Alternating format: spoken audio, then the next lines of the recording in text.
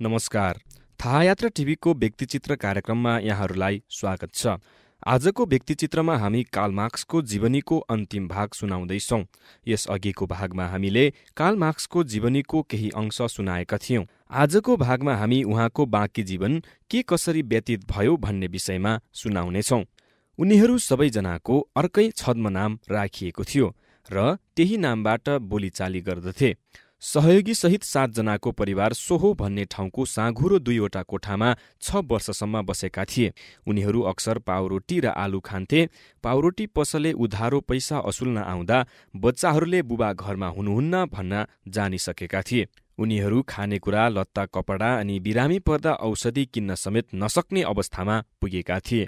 सन् 1851मा marks the New York ट्रिब्युनको बेलायती संवाददाता बनेपछि यही एकमात्र आम्दानीको स्रोत थियो जो उनको आवश्यकताको तुलनामा नगण्य थियो।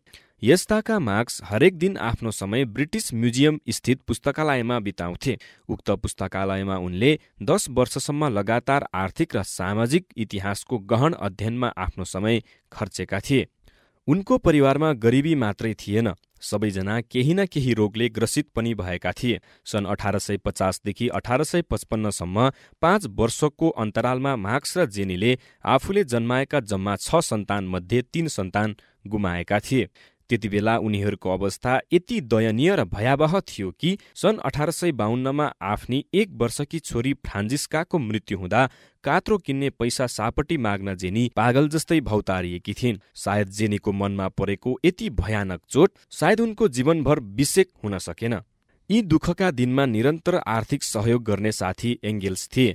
ती दिनमा त उनले पनि पर्याप्त आर्थिक सहयोग गर्न सकेका थिएनन्, किनकि सन् 1864सम्म त उनी आफ्ना बुबाको कम्पनीमा कारिन्दाको जागिर गर्दथे, जस बाबत न्यून पारिश्रमिक पाउँथे। सन् 1864मा एङ्गेल्स कम्पनीको साझेदार भएपछि उनले पर्याप्त सहयोग गर्न थाले। भनिन्छ मार्क्स एङ्गेल्ससँगको आफ्नो मित्रताप्रति यति गर्व गर्थे कि एङ्गेल्सको कुनै प्रकारको आलोचना उनका लागि सह्य हुँदैनथ्यो। यसबाहेक जेनीका आफन्त र मार्क्सका मित्र विलियम वोल्फबाट केही ओसियत पाएपछि उनीहरूलाई दैनन्दिनी गुजारा चलाउन केही राहत पुग्यो। यसैबीच मार्क्सले आर्थिक सिद्धान्तमा आफ्नो पहिलो पुस्तक a contribution to the critique of political economy सन् 1859मा प्रकाशन गरे। यस पुस्तकमा उनले इतिहासको भौतिकवादी अवधारणाबाट व्याख्या गरे र भने ऐतिहासिक घटनाक्रम समकालीन समयको आर्थिक विकासमा निर्भर गर्दछ। फर्स्ट इन्टरनेसनल अर्थात् द इन्टरनेसनल वर्किङ मेन्स एसोसिएसनको सन् 1864मा आयोजित पहिलो सार्वजनिक बैठकमा सहभागी भएसँगै मार्क्स 12 वर्ष पश्चात राजनीतिक संगठनमा आबद्ध भए। लन्डन स्थित सेन्ट मार्टिन हलमा सेप्टेम्बर 28मा सम्पन्न उक्त बैठकमा उनलाई जर्मन कामदारहरूको प्रतिनिधिको रूपमा आमन्त्रित गरिएको थियो। नयाँ संगठनका लागि कार्यक्रम र विधान तर्जुमा गर्न बनाइएका विभिन्न समूहमध्ये एउटा उपसमितिको सदस्यका रूपमा मार्क्स पनि थिए। त्यस उपसमितिमा उनले प्रस्तुत गरेको address and the provisional rules of the international working men's association दस्तावेजमा आफ्ना अघिल्ला लेखभन्दा फरक प्रकारको विचार व्यक्त गरेका थिए। उनले त्यसमार्फत सहकारी आन्दोलन र संसदीय व्यवस्थापिकाका सकारात्मक उपलब्धिहरूमा जोड दिएका थिए। उनको विचारमा ब्रिटिस सर्वहाराहरूले राजनैतिक शक्ति क्रमशः कब्जा गर्दै गएको खण्डमा त्यसलाई राष्ट्रिय स्तरमा विस्तार गर्न सक्षम हुन्थे। फर्स्ट इन्टरनेसनलको जनरल काउन्सिलको सदस्यको हैसियतले उनी बैठकमा नियमित उपस्थित हुन्थे, तर उनले आफ्नो सक्रियता देखाएका थिएनन्। यसैबीच सन् 1867मा मार्क्सले आफ्नो जीवनकालको सर्वाधिक महत्त्वपूर्ण कृति दास क्यापिटलको पहिलो भोल्युम प्रकाशित गरे। यसको दोस्रो र तेस्रो भोल्युम मार्क्सको मृत्यु पश्चात उनका नोटहरू सम्पादन गरेर एङ्गेल्सले क्रमशः 1885 र 1894मा प्रकाशित गरेका थिए भने बाँकी अंशहरू कार्ल काउत्स्कीले सम्पादन गरेका थिए। फर्स्ट इन्टरनेसनल तीव्र रफ्तारमा विस्तार हुँदै गयो र करिब 5 वर्षमै 8 लाख सदस्यहरू आबद्ध भए। सन् 1870सम्म मार्क्स युरोपमा राजनीतिक व्यक्तित्वका रूपमा परिचित थिएनन्, तर जब पेरिसमा विद्रोह भयो र 1871 मार्च 18मा पेरिस कम्युन घोषणा भयो, मार्क्सले त्यसलाई निरन्तर सहयोग गरिरहे। सर्वहारा वर्गको आधिपत्यको 70 दिनको गौरवपूर्ण गाथा रचेको पेरिस कम्युनलाई फ्रेन्च शासकले 28 मेमा ध्वस्त पारे। त्यसको 2 दिनपछि मार्क्सले पेरिस कम्युनको समीक्षा गर्दै सिभिल वार इन फ्रान्स नामक लेख प्रकाशित गरे, जसमा लेखिएको थियो, यस किसिमको महानताको तुलना योग्य उदाहरण इतिहासमा छैन। यस घटनाका शहीदहरू श्रमजीवी वर्गको महान हृदयमा सधैँका लागि राखिनेछन्। पेरिस कम्युनप्रतिको उनको त्यस समीक्षाले उनलाई क्रान्तिकारी जोश बोकेका फर्स्ट इन्टरनेसनलका नेताका रूपमा युरोपभर परिचित गरायो। तर फर्स्ट इन्टरनेसनलका नेताहरूमाझ कम्युनप्रतिको दृष्टिकोणमा मत विभाजन भयो। बेलायती ट्रेड युनियनका नेता जर्ज ओडगरले मार्क्सले पेरिस कम्युनलाई गरेको सहयोग र समर्थनको विरोध गरे। ओडगरका विचारमा बेलायती ट्रेड युनियनले लिबरल पार्टीसँग सहकार्य गरेर अघि बढेमा उपलब्धि हासिल गर्न सक्दथ्यो। फर्स्ट इन्टरनेसनलमा मार्क्सको टाउको दुखाउने एक व्यक्ति थिए रसियन अराजकतावादी नेता मिखाइल अलेक्जान्द्रोभिक बाकुनिन। उनी आफ्नो जीवनमा पटक पटक जेल र निर्वासन भोगेका कुशल वक्ता थिए, जसले सहजै अरूलाई प्रभावमा पार्न सक्थ्यो। कुनै पनि विधि र पद्धतिभित्र बस्न नचाहने उनी मार्क्सलाई अधिनायकवादी र घमण्डी यहुदीको रूपमा बुझ्दथे। त्यसबाहेक सन् 1848मा मार्क्सले उनलाई रसियन एजेन्टको आरोप लगाएको दुख उनको मनमा बसेकै थियो। मार्क्सको साङ्गठनिक केन्द्रीयता लगायत सबैजसो सिद्धान्तको विरोध गर्दथे। पेरिस कम्युनपछि फर्स्ट इन्टरनेसनलमा समाजवादी क्रान्तिको कार्यदिशा तय गर्ने सम्बन्धमा फरक फरक गुटका अन्तर्विरोधी विचारहरू छरपष्ट भए। फर्स्ट इन्टरनेसनलमा फरक फरक विचारधारा बोकेका मार्क्स गुट, प्रुदोवादी गुट, ब्लाङ्किस्ट गुट अनि अराजकतावादी गुट गरी 4 समूह थियो। मार्क्स सर्वहारा वर्गले बुर्जुवा सत्ता ढालेपछि मात्र आफ्नो साम्राज्य स्थापित गर्दछ भन्ने विचार राख्दथे। त्यसका लागि अनुकूल वस्तुगत परिस्थिति तयार भइ नसकेको अवस्थामा अहिलेलाई सर्वहारा वर्गले छुट्टै राजनीतिक दलको रूपमा संगठित भएर संसदीय पद्धति भित्रैबाट अन्य पुँजीवादी पार्टीको विरुद्ध काम कारबाही अघि बढाउने रणनीति अपनाउनु पर्दछ भन्ने थियो। प्रुदोवादीहरू पुँजीवादमै संशोधन गरेर समाजवाद स्थापना गर्न सकिन्छ भन्दथे।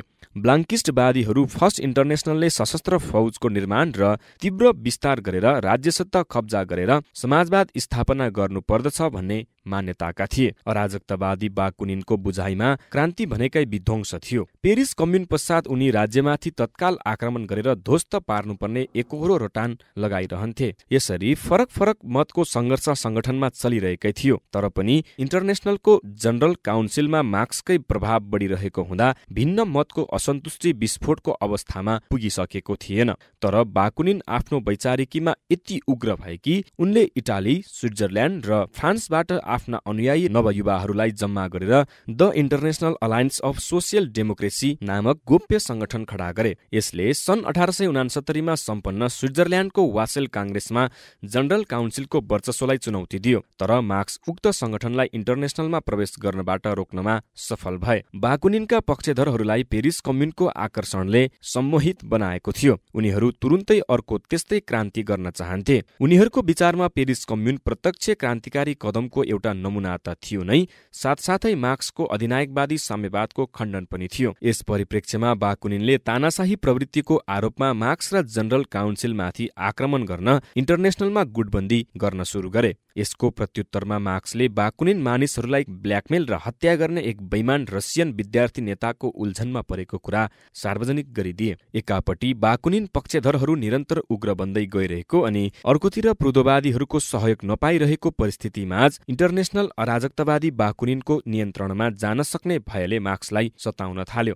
यदि त्यसो भएको खण्डमा बाकुनिनको एकहोरो आक्रमणको रणनीति सबैका लागि घातक हुनेछ भन्ने ठानेर सन् 1872को हेग काङ्ग्रेसमा जनरल काउन्सिलको सचिवालय लन्डनबाट न्युयोर्क सार्ने प्रस्ताव पारित भयो र यससँगै इन्टरनेसनल सुस्ताउँदै गएर अन्ततः सन् 1876मा भङ्ग गरियो। जीवनका अन्तिम दशकमा मार्क्सको सृजनशील शक्ति खस्कँदै गयो। उनी निरन्तर पढिरहन्थे र रसियन भाषा सिक्न लागेका थिए। कतिपय प्रसङ्गमा आफ्नै राजनैतिक वैचारिकीसँग झर्को मान्न लागेको जस्तो पनि भानुहुन्थ्यो। एकपटक जर्मन क्रान्तिकारी फार्डिनान्ड लासालले मार्क्सकै सिद्धान्त अनुसार जर्मन सामाजिक प्रजातान्त्रिक पार्टी स्थापना गर्न राज्यसँग सहकार्य गरे। तब उनीहरूको यस सहकार्यलाई मार्क्सले यथास्थितिसँग सम्झौता गरिसकेको घोषणा गर्दै कटु आलोचना गरे। जर्मन नेताहरूले मार्क्सको आपत्तिलाई एकातिर थाती राख्दै उनको क्रोध शान्त पार्ने कोसिस गरे। उनी युरोपेली युद्धले रसियन जारशाहीको सत्ता पल्टाओस् भनेर सोचिरहन्थे, किनकि त्यसले मजदुर वर्गको राजनीतिक शक्ति बिउताउँछ भन्ने उनको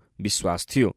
मार्क्स सक्रिय राजनीतिबाट अलग रहे पनि मजदुर वर्ग र समाजवादी आन्दोलनका नेतामाझ उनको प्रभाव कायमै थियो। सन् 1879मा फ्रेन्च सोसलिस्ट वर्कर फेडरेसन स्थापना भए पश्चात यसका नेता जुलियस गेस्टे मार्क्ससँग परामर्श गर्न लन्डन आएका थिए। त्यस बखत उनले फेडरेसनको कार्यक्रमको प्रस्तावना र विषयवस्तुमा महत्त्वपूर्ण परिमार्जन गरिदिएका थिए। उनलाई बाल्यकालदेखिको फोक्सो र छातीको समस्या त छँदै थियो, त्यसका अलावा राति अबेरसम्म काम गर्ने आदत, अत्याधिक चुरोट र रक्सीको सेवन आदिका कारण उनमा टाउको दुख्ने, आँखा सुन्निने, जोर्नीको दुखाइ, अनिद्रा, नैराश्यता जस्ता शारीरिक र मानसिक समस्याहरू पनि देखिन थाल्यो। यसले गर्दा उनी जिन्दगीका अन्तिम वर्षतिरको धेरै समय स्वास्थ्योपचारमा बितेको थियो।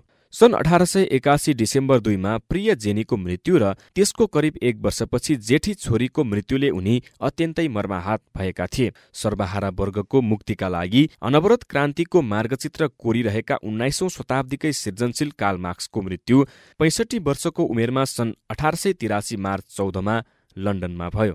आजको लागि कार्ल मार्क्सको जीवनी यति नै। अर्को साता यस्तै अन्य व्यक्तिको जीवनीको साथमा उपस्थित हुनेछौँ। भिडियो कस्तो लाग्यो कृपया प्रतिक्रिया दिनुहोला र सामाजिक सञ्जालमा सेयर पनि गरिदिनुहोला। हवस् त, नमस्कार।